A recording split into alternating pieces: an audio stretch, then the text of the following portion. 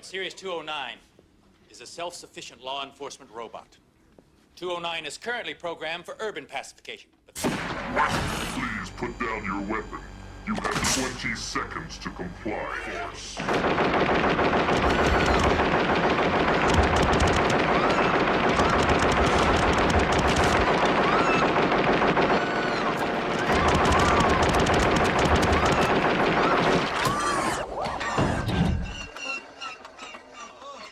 Ain't nobody got time for that. Hello there. Wasn't that just brutal? Today we're doing a video, a profile of one of the most brutally, awesomely awful machines ever created or ever put to screen. The ED209 Enforcement Droid Urban Pacification Unit. ED209, Killbot of Detroit. The ED209 Enforcement Droid was developed by Omni Consumer Products under the authorization of OCP Vice President Dick Jones. His end goal of the program was to develop a droid that would be appealing for military contracts, presumably to the US military, and in the meantime the weapons platform was to be trialed as a form of tactical enforcement and reinforcement for the Detroit Police Department, which was a very beleaguered police force in a city that was practically a war zone in that time. The intention was to pacify the city with overwhelming force, possibly the appearance and firepower of the machine not only designed to destroy its enemies, but perhaps instill a level of fear in them, with the machine itself looking like and sounding a little bit like a monster, like a shark patrolling the streets, with its large gaping hole in front that kind of looks like a mouth, and its heavy armaments. The machine itself was equipped with 2 chain guns mounted on either side, as well as 6 rockets. Before we continue, if you like this video or anything else on this channel, please like, share and subscribe for more content in the future, and please check out any videos I've done previously. Thank you.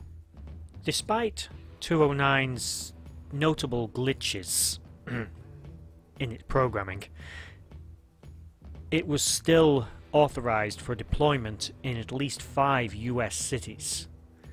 The machine did receive multiple complaints due to these glitches.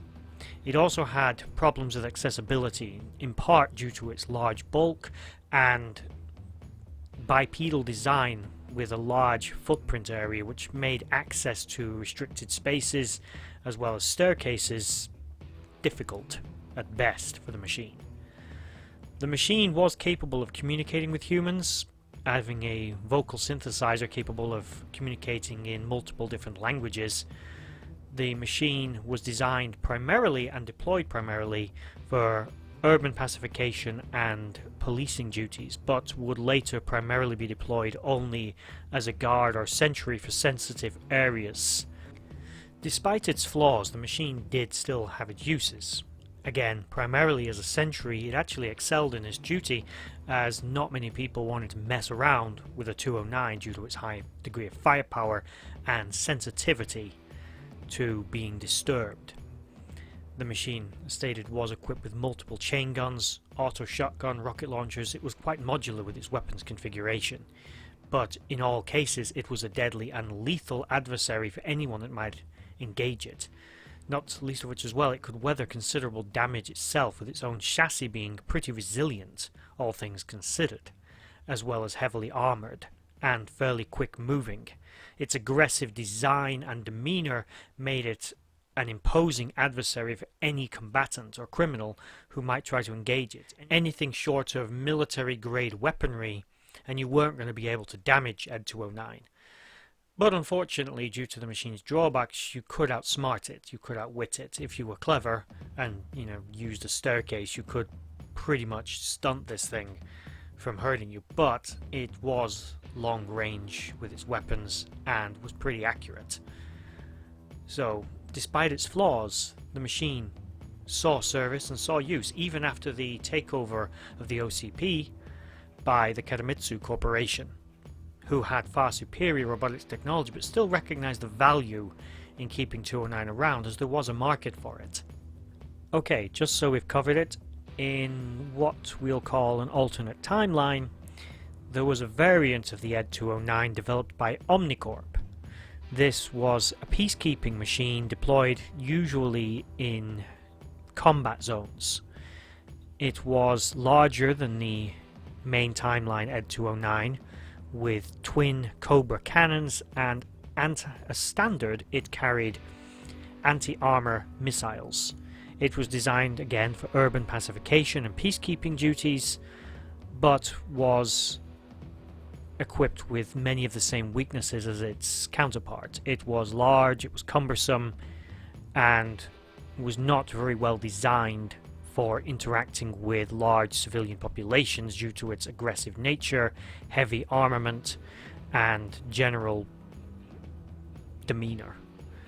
The machine was well armored, however, and could weather again considerable amounts of damage, but although less prone to malfunction, its deployment was still a dubious prospect.